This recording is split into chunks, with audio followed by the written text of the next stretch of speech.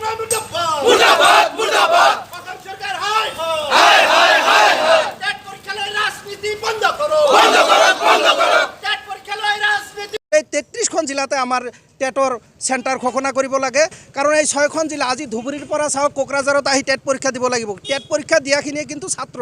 student এখেতসকলে এজন ধুবুৰীৰ পৰা আহি কোকৰাঝাৰত টেট পৰীক্ষা দিব যাওঁতে কমচে কম 2000 টকা খৰচ আছে এই পইচাখিনি কোনে দিব আজি 200 মানুহে যদি 200 ল'ৰাই যদি ইয়াতে টেট পৰীক্ষা দিয়ে কমচে কম 4 লাখ টকাৰ খৰচ আছে ধুবুৰী ডিষ্ট্ৰিক্টৰ ল'ৰাখিনি এই পইচাখিনি কোনে দিব তো বেকাৰ মানুহখিনিক আমাৰ সংখ্যালঘু